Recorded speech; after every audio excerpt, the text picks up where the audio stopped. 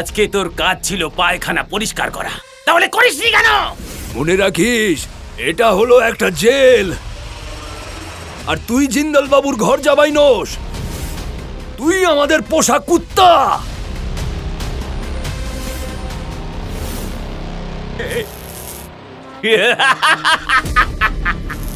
ইলেকট্রিকের ঝটকা এবার আরো জোরে লেগেছে।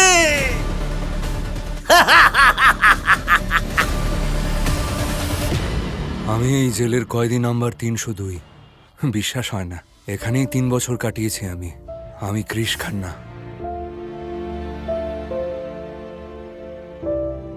তোর যাওয়ার সময় এসে গেছে খান্না, নিশ্চয়ই খুব খুশি হচ্ছিস তুই।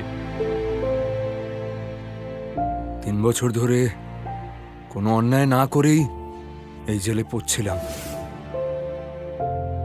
এখন আর কিছুতেই খুশি হই না জেলে বাবু।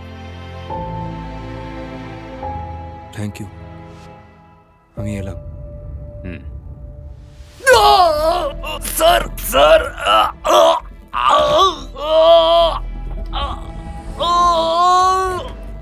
আমার কি হচ্ছে? তোর শত্রুদের দেওয়া একটা উপহার, একটা ডিভাইস, যেটা চিপ প্রত্যেক সেকেন্ডে তোর ভেতরে বিদ্যুৎ তড়তড় তড়তড় করে দৌড় করাবে। তোকে কন্ট্রোল করার জন্য শুধু একটা রিমোট হলেই যথেষ্ট। ওটা যখন চাইবে তোকে বিকলাঙ্গ করে দেবে, আর যখন ও চাইবে তখনই মেরে ফেলবে। তুই এখান থেকে তো মুক্তি পেয়ে যাবি, কিন্তু সারা জীবন স্বাধীন থাকতে পারবি না, বুঝতে পেরেছিস? স্যার, রিমোট কার কাছে আছে? ওটা তোর মালকিনের কাছেই থাকবে। ওকে কখনো আবার রাগিয়ে দিস না যেন। যা, তোকে নিয়ে যাওয়ার জন্য গাড়ি এসে গেছে, টাইম ওয়েস্ট করিস না, যা।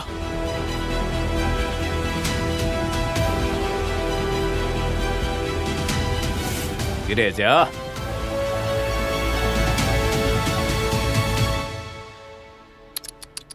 আরে রে রে রে, কি অবস্থা হয়েছে জামাই বাবু!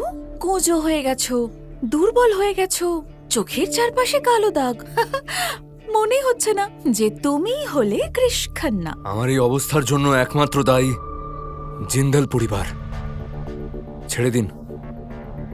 আমার জামা কাপড় হাতে নিলে আপনার এই হাতগুলো নোংরা হয়ে যাবে। আমি আমার নিজের জিনিস নিজেই নিতে পারি, এগুলোও নিয়ে নেব। Thank you ma'am. কি বললে তুমি? আরেকবার বলো। ম্যাডাম? ম্যাডাম কেন বলছো জামাই বাবু? 3 বছর ধরে জেলে থাকার পর উল্টোপাল্টা নাটক করা, টোন কেটে কথা বলা, এইসবই শিখেছো তুমি? কেমন নাটক? আমায় চাকরের মতন ট্রিট করা তো জিন্দাল পরিবারের একটা হবি, অভ্যেস আছে আমার। Shut up! Don't bullshit me. তোমার সঙ্গে যা কিছু হচ্ছে না, এই সব কিছুর জন্য দায়ী তুমি নিজে।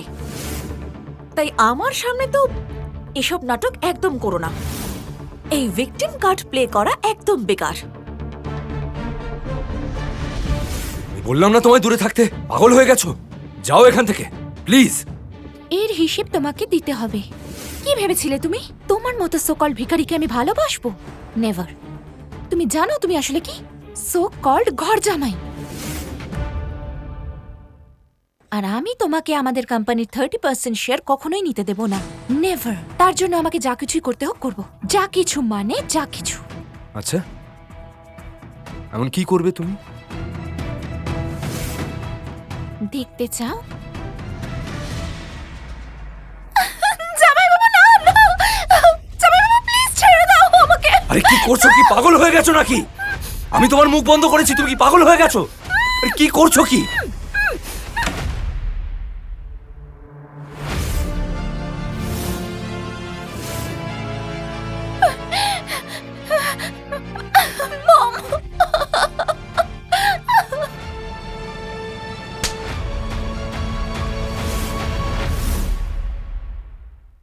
প্লিজ আমার কথাটা বিশ্বাস করুন, আমি কিচ্ছু করিনি। জামাই বাবু বলছিল যে ওনাকে কোটিপতি হতে চলেছে, সেই জন্য আমাকে ওর সাথে। আরে মিথ্যে বলছে ও, আমি কিচ্ছু করিনি। আমি সত্যি বলছি, আমার কথাটা বিশ্বাস করুন আপনারা। আমরা একটা ঘর জামাইকে মান সম্মান দিলাম, আর তুমি আমাদের বাড়ির মেয়ের ওপর কুদৃষ্টি দিলে। সম্পূর্ণ গল্পটি দেখার জন্য ডাউনলোড করুন পকেট এফএম অ্যাপ এখনই। লিংক নিচের ডেসক্রিপশনে।